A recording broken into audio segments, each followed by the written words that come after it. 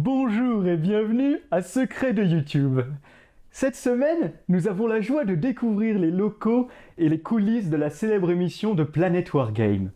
C'est en ces lieux que la magie opère et que le travail se révèle. Entre amateurisme et YouTube Money, un espace de travail parfaitement agencé où chaque objet trouve sa place et chaque place son objet est à la base du processus créatif. Le plus important se retrouvant bien évidemment au travers d'un câble management parfaitement maîtrisé. Alors aujourd'hui, c'est pas Timothée et moi qui jouons une partie, puisqu'on reçoit. On a du monde à la maison. Joie de recevoir. Ouais. Donc c'est deux amis qui vont s'affronter sur Santarcus, Magnifique. encore une fois, avec une armée de culte Mechanicus renégats, des adorateurs du dragon du vide. Sublime. Vraiment une armée incroyable. Le nom Ctan, qui dort tranquille sous la surface de Mars. Voilà. Petit aperçu quand même de sa superbe armée. Qui font face à des Ultramarines sur le scénario Irruption. Irruption, voilà. Donc les deux armées tombent nez à nez lors d'une petite patrouille du défenseur. Et c'est l'heure de faire les présentations. Il faut frapper vite, frapper fort, se faire tout de suite connaître de son adversaire. On est sur de l'Ultramarines entièrement Primaris. Voilà. Superbe figurine. Je dois vous dire que faire une armée de Primaris, ça me démange un peu depuis leur sortie. Et voir ça ici, ça n'aide pas. Hein. Mais bon, je vais me concentrer sur mes projets actuels. Voilà, allez. Encore un petit panorama quand même de ces sublimes adorateurs du dragon du vide. C'est beau, c'est beau. Oh, c'est de toute beauté. Magnifique. Un petit peu. Magnifique. Allez, hop. La petite touche personnelle sur les Castellanes. Bonjour et bienvenue. Bonjour et bienvenue sur la chaîne de Planet Wargame. On se retrouve cette semaine pour un petit debriefing de toutes les parties que vous avez jouées pour la campagne Venexian Sector cette semaine. Plus de Il y a juste un cul. Elle n'est pas en entier, il n'y a que son cul. On le coupera au montage. Concentre-toi, Timothée. Concentre-toi. Alors, donc, on se retrouve pour le petit debriefing de la vingtaine de batailles qui ont eu lieu cette semaine dans le secteur Venexian. Alors, qu'est-ce que ça donne, planète par planète? Bien sûr, si vous voulez de vraies informations solides et chiffrées, et pas nos affabulations, il vous faudra jouer un scénario espionnage pour ça. Voilà. Vous devrez vous battre pour obtenir de vraies informations. Ce serait trop facile de les avoir comme ça.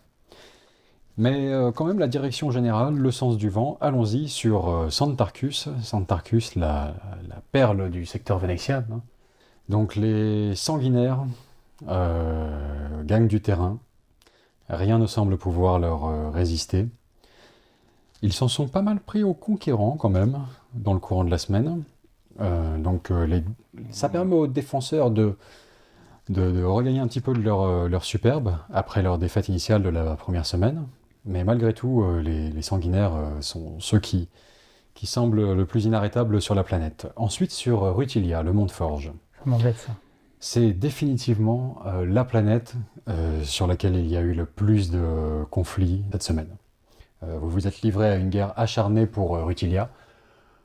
On a plein de théories à ce sujet. Peut-être que ça repose sur le fait que la plupart d'entre vous ont des dectors martiens, secteur Mechanicus. C'est ça, ouais. Ça doit reposer là-dessus. Ou alors c'est vraiment dans l'idée du monde Forge qui... On regarde ces décors, on se dit oh putain, une table palais, mais ce serait trop stylé. Mais j'ai que des tubes de prométhium et des conteneurs. Comment faire? Bon bah Rutilia, c'est parti. Ouais. Hein. Pas de palais, pas de palais. Pas de palais. Donc Rutilia, vous vous êtes livré à une guerre totale sur Rutilia. Gros nombre de parties, et alors là, les conquérants, ce sont eux qui mènent la danse. Ils semblent inarrêtables. Bien joué les gars. Voilà. Pas grâce à Team, Non, moi j'ai gagné sur préciser Santa quand même. Cruz, donc... Mais voilà, ils ont mené beaucoup d'offensives sur Rutilia aux dépens vraiment des défenseurs. Personne n'en s'en est pris à un sanguinaire. Pas un seul sanguinaire n'a été touché dans les opérations. Pas une seule victime collatérale à déplorer. Conquérant contre défenseur. Et voilà, aucun n'a pu vraiment résister aux conquérants. Pas un seul sanguinaire n'a été blessé durant le tournage de ce truc. C'est ça? Bon voilà, c'est l'hécatombe. C'est l'hécatombe au niveau des défenseurs de Rutilia. Ça va être difficile de redresser la barre, mais on y croit. Caelonia. Caelonia, l'agrimonde du secteur. Hein. Eh bien, là, ce sont les conquérants qui ont beaucoup progressé cette semaine. Ça se passe bien pour nous, là. Ah oui, oui, C'est bon, là. oui. On est bien, Et là, alors, Tintin, on est bien. sans faire vraiment dans le discernement, hein, autant en tapant sur les sanguinaires que sur les défenseurs, avec un petit goût quand même un peu plus marqué pour les défenseurs, mais ce sont vraiment les conquérants qui enregistrent la plus forte progression de la semaine. Ouais. Donc si jamais vous jouez avec des sanguinaires, les conquérants, tapez leur dessus. Parce que petit peu. c'est eux les numéros 2/1. Pour une bonne Donc, mesure. Voilà. C'est... Quant à Uriantina, ben, ma foi, la vie est douce hein, sur Uriantina. Hein, il fait bon être ruchier dans les ruches d'Uriantine. C'est très calme, rien de particulier à déplorer. Bon, hormis la petite guerre des gangs habituelle, hein, voilà, ça reste des cités ruches. Mais au demeurant, le seul conflit de plus grande ampleur que ça qui ait eu lieu sur la planète, c'est un affrontement entre deux kill teams, une de Vostroyens et une de Necrons, qui sont voilà, la plus importante bataille menée cette semaine sur le sol d'Uriantina. Donc assez calme sur Uriantina, mais quand même, de valeureux Vostroyens se sont battus contre des Necrons cette semaine. Donc, Ouais. voilà. Il est à présent temps de passer à notre rubrique des champions de la semaine. Ah non, mais c'est... Ok. On y va, là Ou... Je pense Ah, que ok. ça. Alors, les champions de la semaine sont notre sélection personnelle des 3 participants s'étant le plus démarqués dans le courant de la semaine passée. Alors, en premier, on va avoir Crank. Crank. Pour quelle raison? Eh bien, tout simplement parce qu'il a réalisé un petit rapport de bataille vidéo très très sympa qu'on vous invite à découvrir avec des effets super intéressants. Voilà, ça se passe sur Rutilia, Ultramarines versus Deathguard. Il a joué avec des joueurs qui s'appelaient Clément et Armand, quoi. Et très jolie partie, très beau rapport de bataille. On vous invite à le découvrir dans la description de cette vidéo. En deuxième, alors là c'est un tandem. Ils sont deux à la fois. Ça va être Yogi Yog et Malik. Voilà, Yogi Yog et Malik.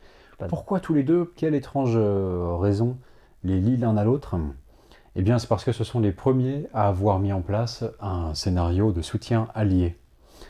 Une flotte spatiale ultramarine rapportait assistance aux White Scars de Malik. Donc, scénario en 2 temps, à travers 2 jeux, Battlefleet Gothic d'un côté, Warhammer 40 000 de l'autre, avec succès hein, du reste. Donc, voilà, les Ultramarines, les croiseurs Ultramarines ont pu opérer un bombardement orbital pour soutenir leurs frères White Scars. Voilà, donc pour avoir organisé vraiment conjointement le premier scénario de soutien de la campagne, dont je rappelle que vous avez la notice explicative hein, dans le groupe Planet War Game Insiders, on vous a mis un petit PDF de 2 pages sur comment faire des scénarios de soutien qui vraiment à mon avis apportent beaucoup de piquant hein, dans le cadre de la campagne. Il ne faut pas s'en priver. Voilà, et Yogi Yog et Malik se sont jetés à l'eau les premiers, donc vraiment pour ça, on peut vraiment les nommer en héros de la semaine. C'est du bon boulot, les gars. D'ailleurs,